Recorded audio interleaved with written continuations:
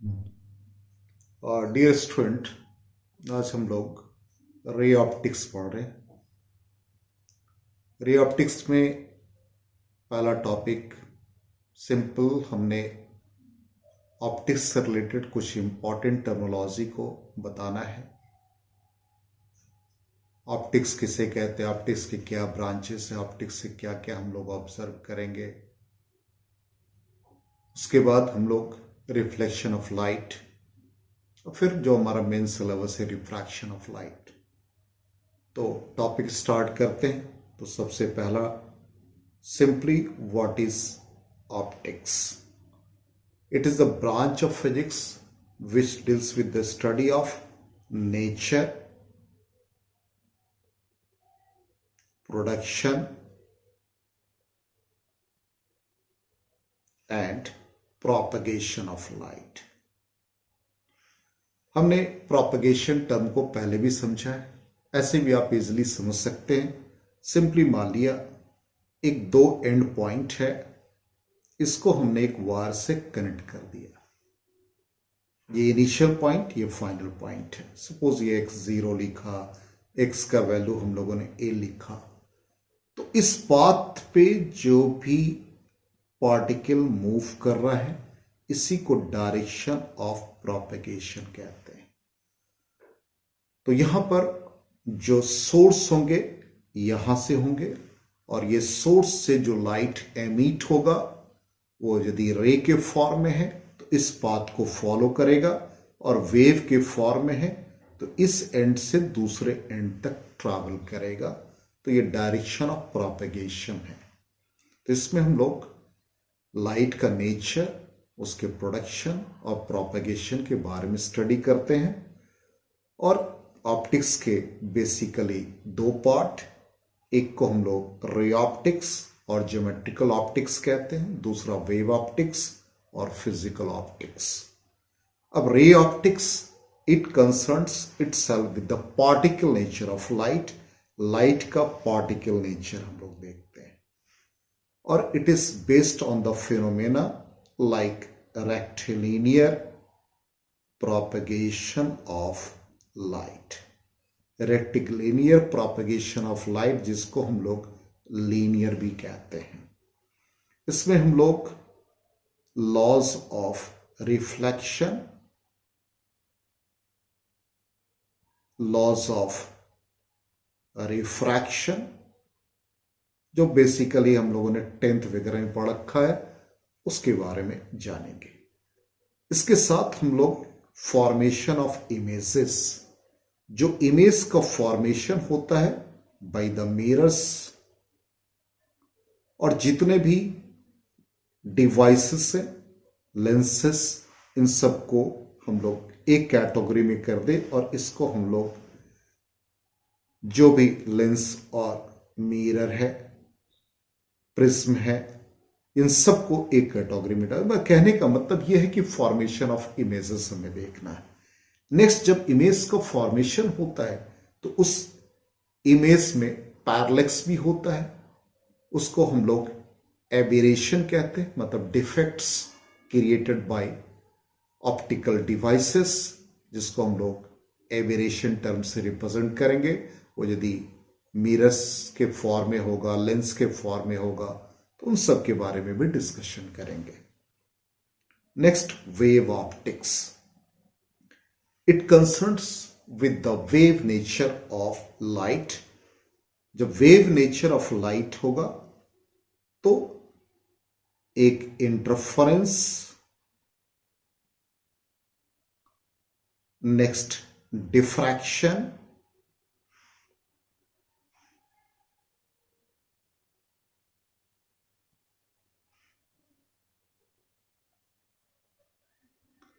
And third one polarization. तो तीन basically phenomena, interference, diffraction, polarization. Interference का मतलब two light waves superimpose करेंगे तो इंटेंसिटी का रीडिस्ट्रीब्यूशन होता है। डिफ्रैक्शन, जो लाइट किसी एस से अपर्चर से बेंड हो जाए, उसको डिफ्रैक्शन।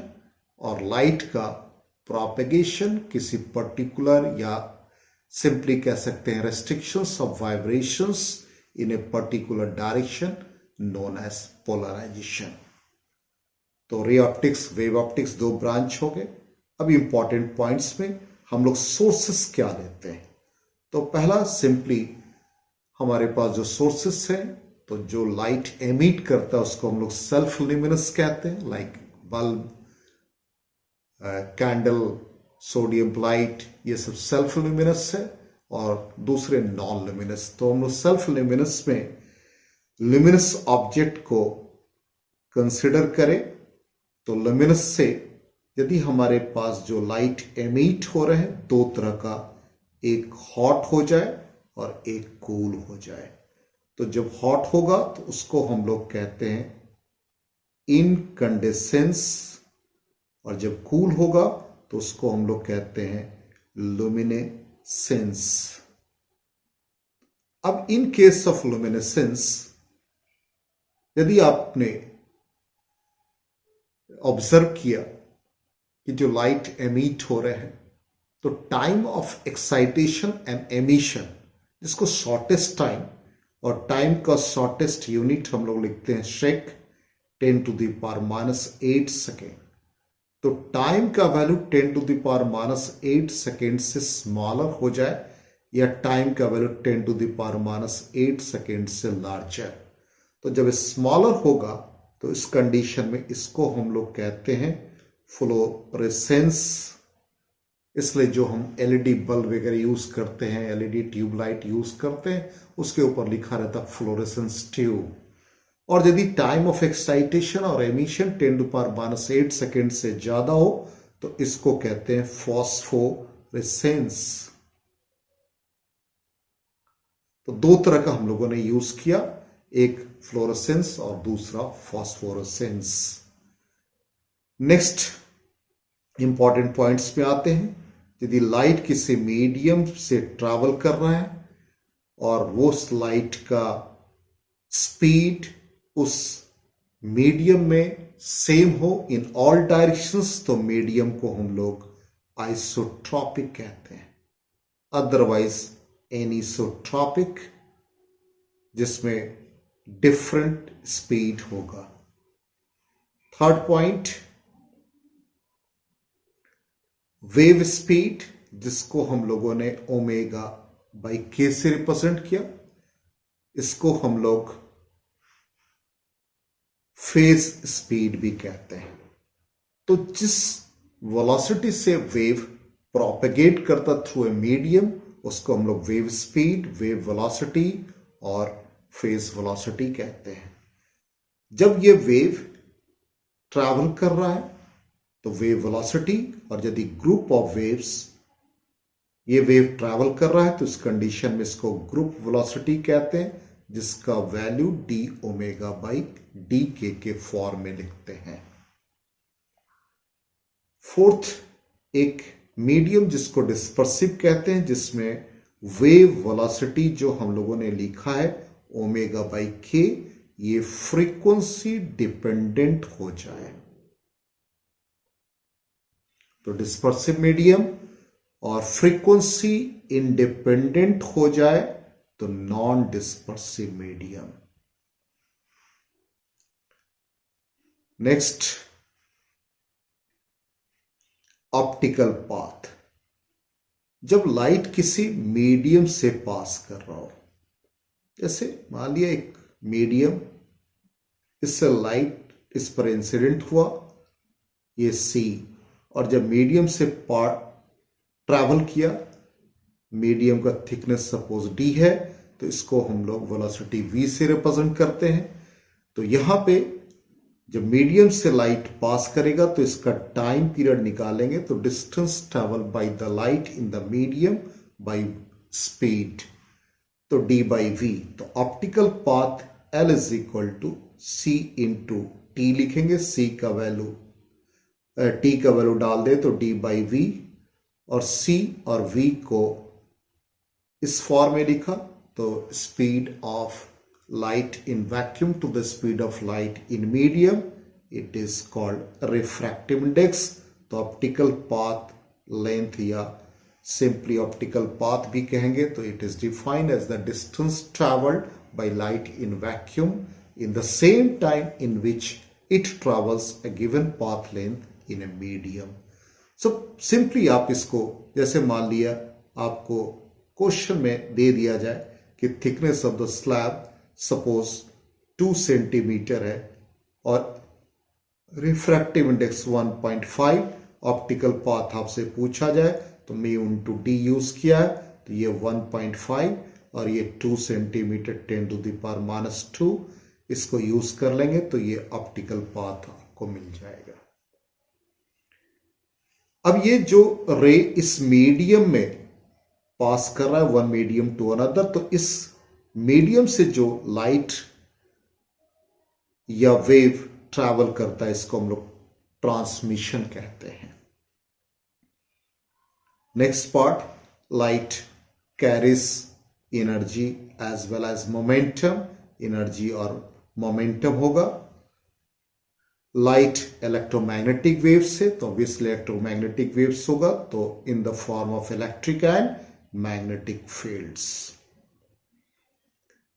नेक्स्ट है, जब लाइट किसी मीडियम से पास करता है, सपोज ये एक मीडियम हमने आपको रिप्रेजेंट किया, इससे लाइट पास कर रहे हैं। अब intensity of light suppose initially I not, और जब ये मीडियम से पास कर रहा है इसका इंटेंसिटी आई हो जाए, और thickness of the slab suppose D, तो intensity I in the medium becomes I naught e to the power minus mu into T, mu is the refractive index, और या आप कह सकते हैं यहां पर एब्जॉर्प्शन कांस्टेंट है और ये नेचर ऑफ एब्जॉर्बर पर डिपेंड करता है, और D thickness of the slab. तो इंटेंसिटी और डी के बीच एक ग्राफिकल रिप्रेजेंटेशन देखेंगे, तो ऑब्वियसली ये एक्सपोनेंशियली डीके हो रहा है, तो ग्राफ का नेचर ऐसा आ जाएगा। तो intensity of light suppose initially I not, तो आई और डी के बीच ये ग्राफ का नेचर आ जाएगा। तो ये इंपॉर्टेंट टर्मिनोलॉजी हम लोगों ने सीखा, इंपॉर्टेंट पॉइंट्स है। अब यहां पर हम लोग बिहेवियर लाइट का देखेंगे। तो जैसे ये मीडियम 1 है एयर में और ये मीडियम 2 है, जो हम लोगों ने एक स्लैब लिया, नॉर्मल ड्रॉ कर दिया स्लैब पर, लाइट इंसिडेंट हुआ, नॉर्मल के साथ angle of incidence I create किया, यहां के बाद ये लाइट रिफ्लेक्ट बैक हुआ, तो reflected ray angle of reflection are, और ये refracted ray angle of refraction r dash. तो ऑब्वियसली इसके 3 पार्ट हो जाएंगे। फर्स्ट पार्ट को हम लोग रिफ्लेक्शन कहेंगे, सेकेंड पार्ट रिफ्रैक्शन हो जाएगा, और थर्ड पार्ट एब्जॉर्प्शन हो जाएगा। तो 3 पार्ट लाइट के हो जाते हैं, एक रिफ्लेक्शन, दूसरा रिफ्रैक्शन, तीसरा एब्जॉर्प्शन। तो ये लिखा है इंसिडेंट लाइट जब सेम मीडियम में बैक हो जाए तो रिफ्लेक्शन ऑफ लाइट, और दूसरे मीडियम में ट्रांसमिट हो जाए तो रिफ्रैक्शन ऑफ लाइट, और तीसरा जो एब्जॉर्ब हो जाता है जिसको एब्जॉर्प्शन ऑफ लाइट कहेंगे। अब रिफ्लेक्शन जब होता है तो ऑब्वियसली हम लोग इसके पाथ लेंथ को और फेज डिफरेंस को फाइंड कर सकते हैं। सपोज ये रिफ्लेक्टिंग सरफेस है, इस रिफ्लेक्टिंग सरफेस पे ये लाइट इंसिडेंट हुआ और फिर सेम मीडियम में बैक हो गया, तो ऑब्वियसली इसका फेज डिफरेंस निकालेंगे तो ये 180 डिग्री से आ गया। पाथ डिफरेंस, तो फेज डिफरेंस का value 2 pi by lambda into path difference. यदि पाथ डिफरेंस निकालेंगे तो ये lambda by 2 pi into phase difference. यहां पे हम लोगों ने फेज डिफरेंस देखा पाई, तो obviously path length becomes lambda by 2, यही हमने यहां पर लिखा है। जब इसका डेंसर मीडियम से हो रहा और यदि रेयर मीडियम से होगा तो किसी तरह का कोई चेंजेस नहीं होगा। अब यहां पर फ्रीक्वेंसी, स्पीड, वेवलेंथ अनचेंज्ड, तो ऑब्वियसली इसको हम लोग एक डायग्राम से समझते हैं। सपोज ये हमारा एक रिफ्लेक्टिंग सरफेस है, रे ऑफ लाइट इस पर इंसिडेंट हुआ और इंसिडेंट होने के बाद रिफ्लेक्ट हो गया, और ये यदि हम नॉर्मल ड्रॉ कर दें तो ये रिफ्रैक्शन हो गया। Intensity of light I, frequency new, wavelength lambda, speed light का v लिखा। तो जब रिफ्लेक्शन होगा तो आई डैश इंटेंसिटी में slightly changes, frequency remain same, wavelength remain same, velocity या स्पीड रिमेन सेम। यहां रिफ्रैक्शन के केस में intensity I double dash, intensity change हो गया, frequency remain unchanged, wavelength change होगा, स्पीड चेंज हो जाएगा। अब यहां पर दो तरह का रिफ्लेक्शन होगा, एक को रेगुलर रिफ्लेक्शन जिसमें कि लॉज ऑफ रिफ्लेक्शन को ये ओबे करेगा, हर पॉइंट पर नॉर्मल ड्रॉ करें तो सब जगह एंगल आई एंगल आर के इक्वल, और डिफ्यूज रिफ्लेक्शन में इरेगुलर रिफ्लेक्शन होता है। रेगुलर रिफ्लेक्शन एक पॉलिश सरफेस या एक्स्ट्राऑर्डिनरी सरफेस से होगा, डिफ्यूज जो इरेगुलर रिफ्लेक्शन है रफ सरफेस से होता है। अब नॉर्मल इंसिडेंस, सिंपली ये रिफ्लेक्टिंग सरफेस है, इस रिफ्लेक्टिंग सरफेस पे लाइट नॉर्मली इंसिडेंट हो जाए तो obviously angle i angle are ये 0 डिग्री फॉर्म करेगा। तो जब 0 डिग्री फॉर्म करेगा तो इस कंडीशन में इसका डेविएशन 180 डिग्री से हो जाएगा। ग्रेजिंग इंसिडेंस, ऑब्वियसली ये रिफ्लेक्टिंग सरफेस है और इस रिफ्लेक्टिंग सरफेस से लाइट इस तरह से पास कर जाए तो ये नॉर्मल के साथ यदि हम इसका एंगल देखें तो एंगल आई और एंगल आर 90 डिग्री, तो डेविएशन 0 डिग्री और 360 डिग्री हो जाएगा। Next, deviation produced in reflection. ये हमारा रिफ्लेक्टिंग सरफेस है, इस रिफ्लेक्टिंग सरफेस पे लाइट इंसिडेंट हो रहा है। तो पहले एक नॉर्मल ड्रॉ कर ले, यहां से लाइट एंटर किया, यदि इसका रिफ्लेक्शन नहीं होता तो ये लाइट इस तरह से पास कर जाता। ये नॉर्मल को हमने एक्सटेंड कर दिया, ये हमारा एंगल आई और ये रिफ्लेक्ट बैक हो जाएंगे तो ये भी एंगल आई हो जाएगा। अब डेविएशन, ऑब्वियसली ये इंसिडेंट पाथ ऑफ इंसिडेंट है, इसको हम लोग डेविएशन डेल्टा 1 से रिप्रेजेंट करेंगे।